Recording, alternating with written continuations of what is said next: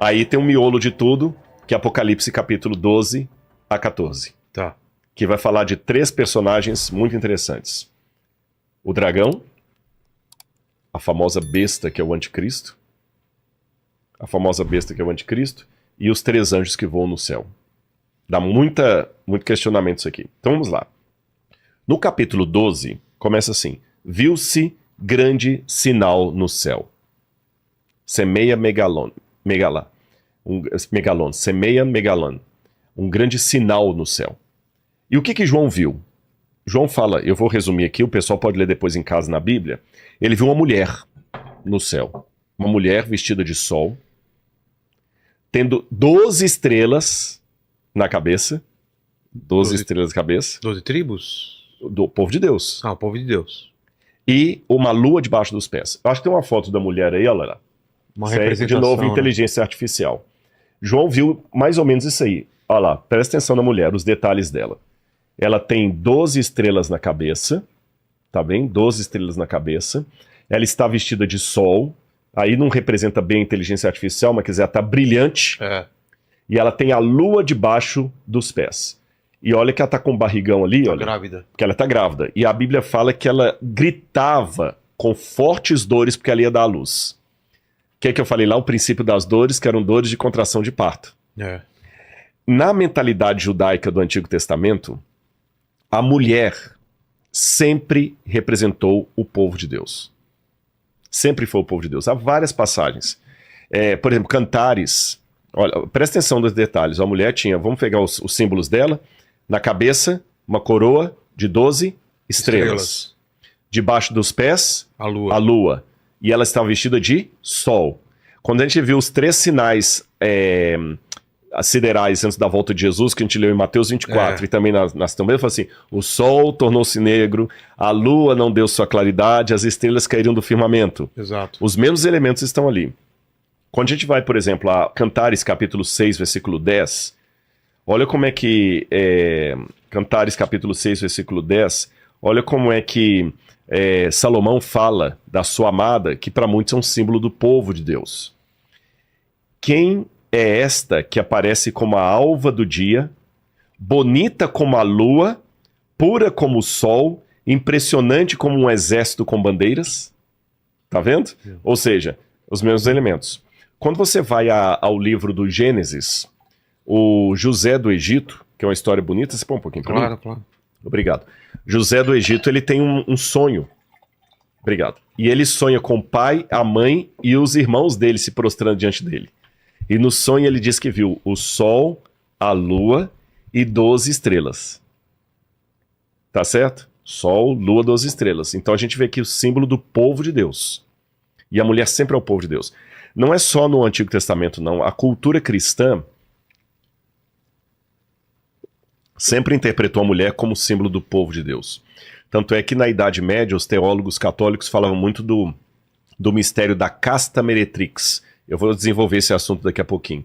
Traduzindo literalmente, casta meretrix seria a pura prostituta. Para não falar o nome feio aqui. Sim. Você entendeu? A pura prostituta. Mas é prostituta, ela não é... Ou virgem prostituta. Não faz, casta pode ser virgem também, né? Embora você tenha vírgula em latim, casta é aquela mulher que nunca teve relação sexual. Ou ela é casta ou ela é meretrix. Não tem como ser casta e prostituta. É as duas coisas. Por quê? O povo de Deus tem um lado dele que ele fica fiel, que é puro, e tem um lado do povo de Deus que corrompe. Por isso que fala da casta meretrix na teologia católica, que está correto. Então, no judaísmo, eles sempre entendiam que Israel iria dar à luz ao Messias. Lá no Mar Morto, nos manuscritos encontrados naquela caverna que você viu, fala muito isso de Israel sofrendo dores de parto para dar à luz ao Messias. E ao que tudo indica de alguns documentos judaicos e da interpretação cristã, o povo de Deus sofre dores de parto 2 vezes. Para que o Messias venha uma primeira vez e para que o Messias venha uma segunda vez. Na primeira vez ele vem humilde montado no jumentinho. Na segunda ele vem com poder e grande glória nos céus. A segunda volta de Cristo não vai ser do outra face, ele vai vir brabão. Vai vir até gaguejei. brabão. Brabão. Vai Brabão. vir pra Tá sendo lutar. brabão, né? É, brabão. Pra derrotar Pra os derrotar exércitos. tudo, exatamente. Você tá entendendo? É aquele negócio, a gente tem que tomar cuidado. Tinha um vendedor de livros que vendia livro de porta em porta, e um dia ele entrou numa casa e viu uma placa assim, cuidado, cachorro bravo. Eu não entendo, isso aqui não tem medo, não. Passou mais um pouquinho, outra placa. Se você vê até que volte, cachorro bravo. Ele andou um pouquinho, só tava aquela tarja, aquela cara do cachorro com... Ele passou as 3 placas. Quando ele andou um pouquinho, rapaz, veio um Doberman e um Rottweiler correndo lá, que o bicho nem tocava no chão. E atrás ainda viu um vira-latinha, daquele que tem um dentinho assim, né? Quando ele viu os 3 cachorros indo, ele desesperado, ele correu, largou pasta para um lado, prospecto por outro, e a primeira árvore que ele tinha, ele subiu, e a árvore ainda tinha aquele espinheiro de Cristo embaixo, que ele rasgou todo, machucou todo, mas na adrenalina, todo machucado em cima da árvore. Quando ele chegou lá em cima da árvore, os cachorros latindo lá embaixo, ele encontrou uma 4ª placa que dizia, idiota, você foi avisado lá embaixo. Então, o Apocalipse, meus queridos, são as 3 placas.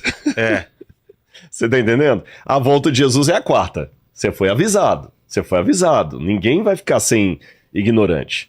Então, nesse aspecto aqui, essa mulher, ela sofre 2 vezes a dor de parto. Uma primeira, quando ela dá à luz ao Messias, que ele vem a primeira vez, e a segunda vez, quando ele volta com poder e grande glória. É por isso que Jesus, quando vai falar da volta dele, ele fala, tudo isso é o princípio das dores.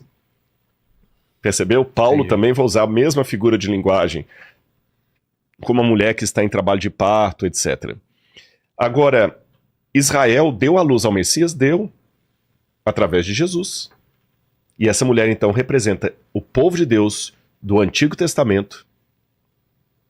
Ou melhor, deixa eu me corrigir minha frase. Essa mulher representa o povo de Deus num primeiro momento do Antigo Testamento, dando à luz ao Messias. É por isso que, sendo Maria uma mulher judia, que Maria era judia. Maria era judia. Sendo Maria uma mulher judia da tribo de Judá, que dá à luz a Jesus, e ela é perseguida por um tirano chamado Herodes, que mata todas as criancinhas de Belém, que queria achar a criança para matar, esse quadro é revivido por João aqui. Porque João fala que vê a mulher vestida de sol, e ela está sendo perseguida por um dragão. Tem a imagem do dragão aí? Olha a imagem do dragão. Eu vou ler enquanto ele coloca a imagem assim. Viu-se também outro sinal no céu, e eis um dragão grande vermelho com 7 cabeças e 10 chifres, e nas cabeças 7 coroas. A sua cauda arrastou a 1/3 parte das estrelas do céu, as quais lançou para a terra. E o dragão se deteve diante da mulher que estava para dar à luz, a fim de devorar o filho dela quando nascesse. Deixa eu explicar uma coisa aqui antes de continuar. Existe uma... Conseguiu colocar o dragão? O dragão diante da mulher para devorar o filhinho dela que está para nascer. Estão vendo aí? Olha, a inteligência artificial hoje faz tudo, né?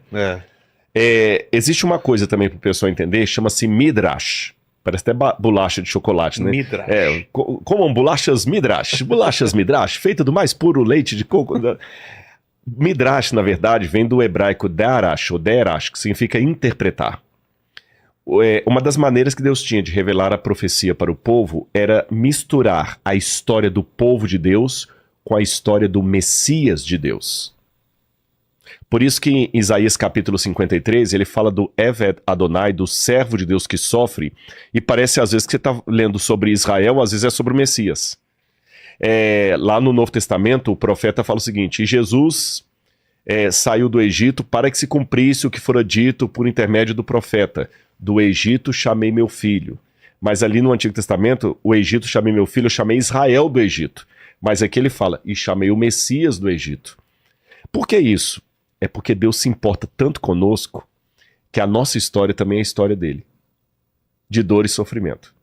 Quando, por exemplo, o apóstolo Paulo, que na época se chamava Saulo, estava perseguindo a igreja, ele viu uma luz diante dele no caminho de Damasco, e a luz falou assim, Saulo, Saulo, por que me persegues? Atos 9, verso 6.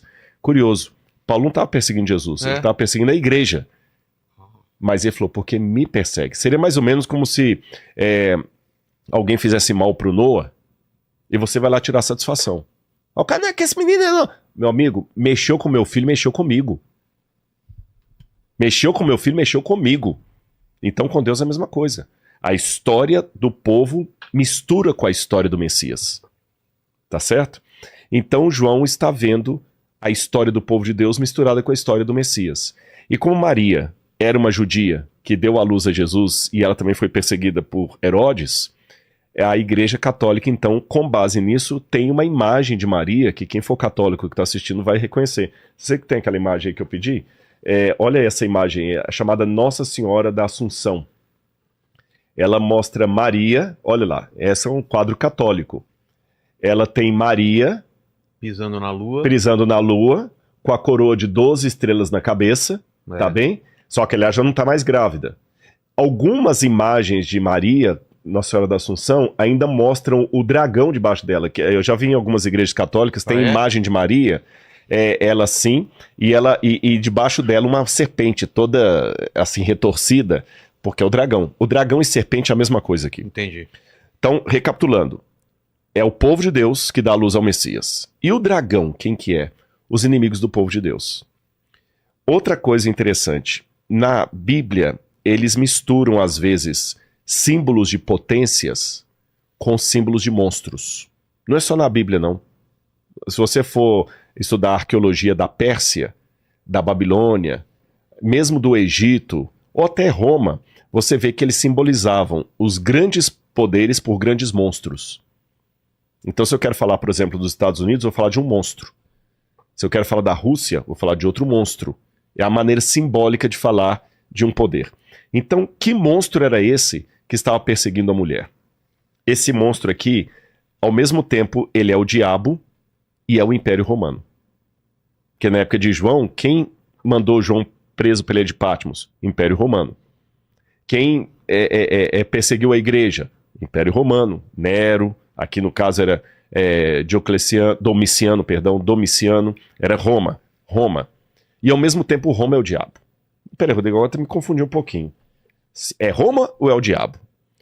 Veja bem, nós com o nosso olhar carnal, a gente só vê a pessoa agindo. Por exemplo, eu só vejo Lenin matando um monte de gente, mas o profeta vê Lenin e o diabo agindo através de Lenin. Entendi.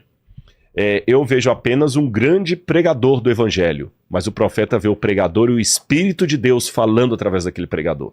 Quem tem a visão espiritual, lembra daquele filme, fugiu o nome agora, que era egípcio, que o pessoal puxava o portal do tempo Stargate? Assim. Stargate.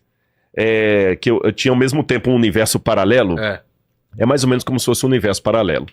Você entendeu? Quando você tem uma relação espiritual com Deus, você vê mais do que simplesmente coisas humanas. Entendi. Você vê o mundo espiritual por trás daquilo. Seja o mundo espiritual do bem, falei, o Espírito Santo usando um pregador para falar de Jesus para mim, seja o mundo do mal, o diabo tomando um ditador para promover uma carnificina.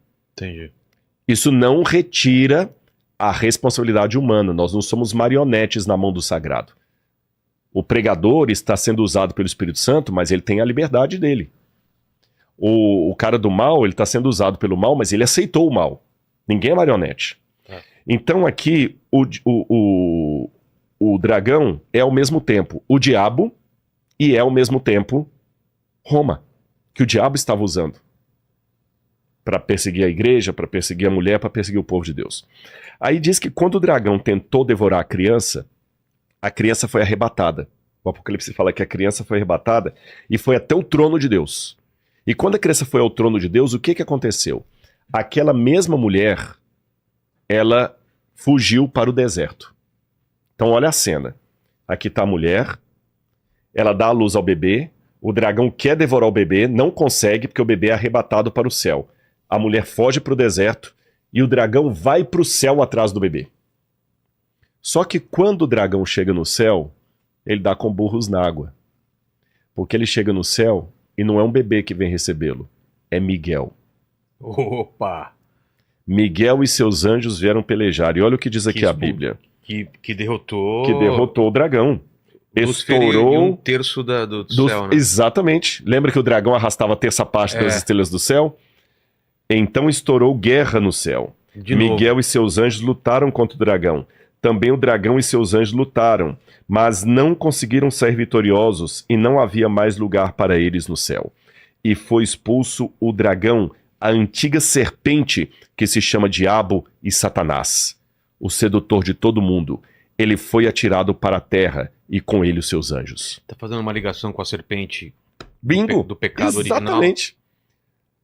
E olha que interessante, se a gente lembrar do pecado original, a gente lembra 3 coisas que estão ligadas aqui. A Bíblia, ela conversa. Essa intertextualidade, a Bíblia, os capítulos conversam.